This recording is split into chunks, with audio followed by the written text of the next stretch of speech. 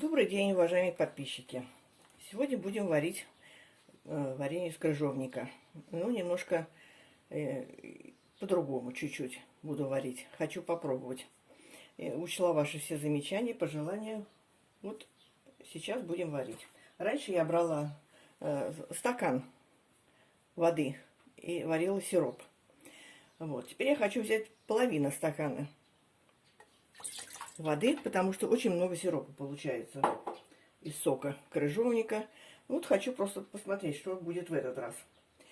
Ягод у меня килограмм. Вот я их почистила, помыла. Вот в таком они у меня виде. И беру килограмм сахара. Ну, я его высыпаю для сиропа не весь. Ну, где-то примерно половину.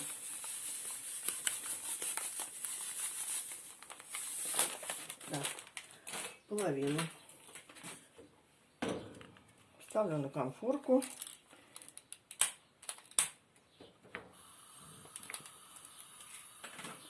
И сейчас сварим сиропчик. Растает. Вот посмотрим, что. Потому что получается очень много. Правда, варенье вкусное получается, сироп вкусный. Но просто хотела посмотреть, как будет выглядеть варенье в меньшей воде. Вот, потому что другие ягоды сами выделяют быстренько сок, а это приходится немножечко варить. Ну вот посмотрим. Сейчас закипит сироп. Сироп наш закипел. Сахар разошелся. Вот сейчас будем класть ягоды. Аккуратненько, чтобы не брызнуть кипятком.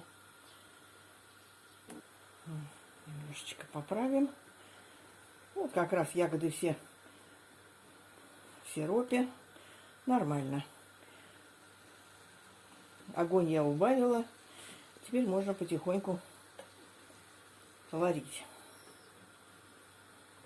Варю я в этом тазике, вот отвечаю на вопрос, уже много лет. Вот. Варенье нормальное получается, ничего не окисляется. Я говорю, этому тазику я уже не знаю сколько лет. Это еще с советских времен. Вот, так что сами знаете, что продукция выпускалась качественная. Вот, поэтому я не боюсь о том, что там с вареньем что-то может произойти. Так, еще хочу сказать насчет того, что я трясу варенье. Я не трясу варенье. Я стараюсь ягоды лишний раз не трогать. А взбиваю я, вот так вот трясу тазик, для того, чтобы пена, которая расходится по краям, сошлась у меня в серединке. Я ложечкой быстренько взяла и собрала, и убрала. Вот только для этого я трясу, а вы там очень многие удивляются, почему-то первый раз такое видим, что трясли варенье. Я не варенье трясу, а просто сгоняю пену в середину. Вот так вот, кто как приспособился. Мне так удобно. Вам может быть по-другому. Поэтому у всех все по-разному. Ну вот, будем теперь ждать, когда закипит варенье. Вот видите, как варенье бурлит. На самом тихом огоньке. Вот прошло 10 минут. И этого будет достаточно уже. Вот. Еще отвечаю на один вопрос. Одна женщина мне даже написала, что у нее при варке варенья никакой пенки не образуется. Ну, это смешно просто. При любой варке образуется пенка. Вот поэтому я вот так вот и делаю. Видите, образовалась. Она расползлась по всему варенью. И я вот таким движением собираю ее в кучку. Вот. Ягоды не страдают. А пенку можно собрать аккуратненько. Вот так вот подогнать и собрать. И так несколько раз. Видите, пенка образуется. Вот. Ну, может быть, кому-то неудобно, как я делаю. Это все на ваш взгляд, на ваше усмотрение. Вот. Ну, пока еще не такая пенка, а бывает обильное такое пенообразование, то очень удобно, хорошо прям собирается Сейчас вот пенки не так много. Вот вопрос. Когда добавлять сахар вторую половину, вернее, в варенье вторую половину сахара. Вот сейчас мы отставим варенье. Оно у нас остынет. И во второй прием, когда мы поставим заново на огонь, мы добавим остальной сахар, какой мы не добавили. Вот, и в процессе варки он растворится, и все будет нормально. Ну вот, достаточно, я уже выключаю. Теперь варенье будет, где-то, значит, прошло почти 15 минут, как оно у меня на тихом огонечке кипело. Отставим его до полного остывания, ну, хотя бы до температуры 37 градусов, чтобы было слабо теплое. Вот. Потом будем доваривать. Вот это варенье в 2 приема. Вот. Время занимает немного. Ну, сколько? Ну, 20 минут, можно сказать, прошло. Все. Мы это варенье отставим и будем заниматься другими делами. Переходим ко второй части нашего варенья. Включила газ на самый тихий огонечек, чтобы варенье постепенно нагревалось и не подгорело. Вот, остыло оно хорошо. Стояло оно 2 часа. Холодным стало даже. Но это не важно. Вот сейчас мы, значит, запустили все это. Нагреется варенье. Мы выкладываем остальной сахар.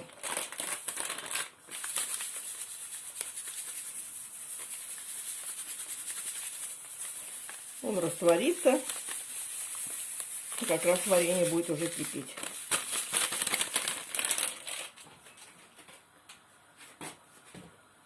Подождем сейчас.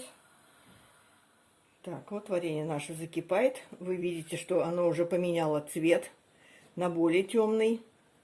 Вот пока все ягодки темными не станут, значит, мы еще будем варить. Варить, пенку снимать. Так, вот еще хотела одной даме ответить. Она, значит, написала, что варенье с крыжовника пресное, невкусное. Значит, у вас или сорт крыжовника неудачный, сладкий, просто сладкий, пресный. И поэтому такое варенье получилось. Вот. У меня крыжовник кисло-сладкий.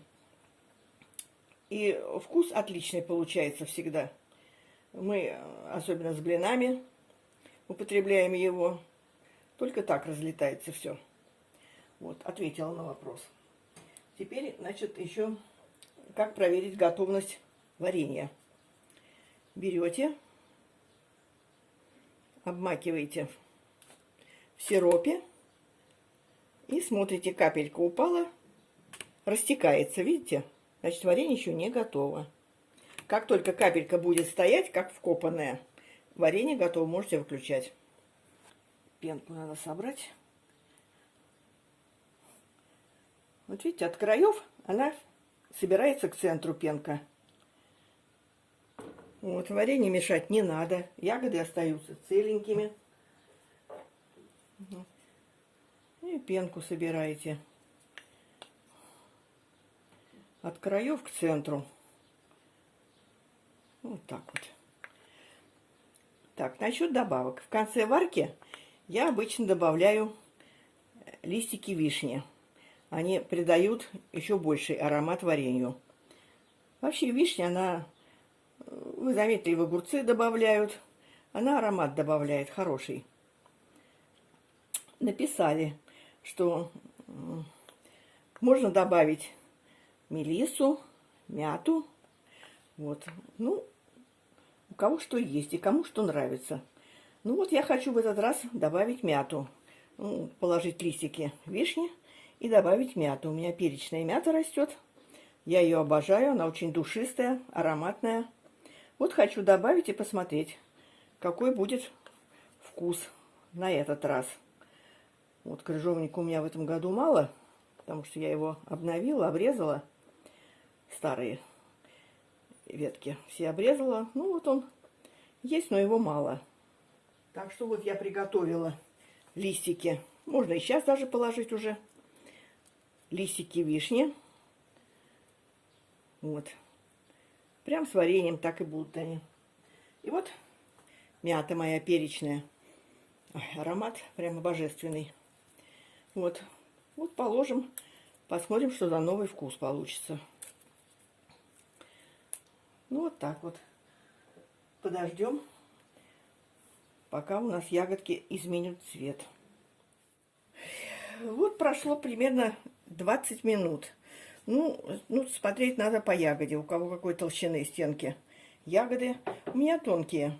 Вот, 20 минут мне хватило для того, чтобы на медленном огне ягода дошла.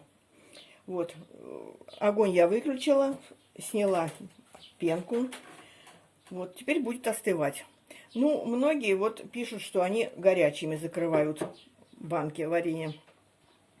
Я закрываю холодными. Вот остынет ягода, и я потом буду перекладывать в банки.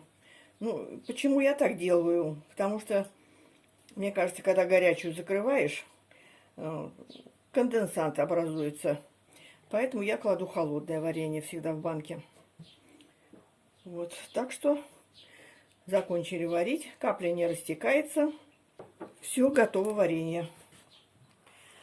Ну вот и подошел к концу наш опыт с вареньем. Вот из всего, что у меня было, получилось вот две таких баночки. 800 грамм или 700, я точно не помню. И вот такая кубышечка. Вот теперь что я делаю? Я его переложила под самую завязку варенья. Прямо тютелька в тютельку все получилось. Накрываю вот таким кусочком полиэтилена от мешочка от нового. Нарезала. Вот так вот накрываю. Так, и заворачиваю до упора. Вот завернула. И теперь этикеточку приклеим. Скотч у всех дома есть. Вот так этикеточку. Что это у нас крыжовник. Вот.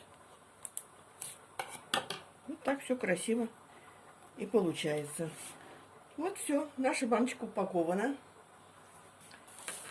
Вот баночку мы закрыли с пленкой. Теперь туда ни воздух не пройдет, ничего. И вот подписали крыжовник. Уже не забудем. Все ягодки получились у нас, не размазались. Так что вот так вот. Пишите комментарии, ставьте лайки.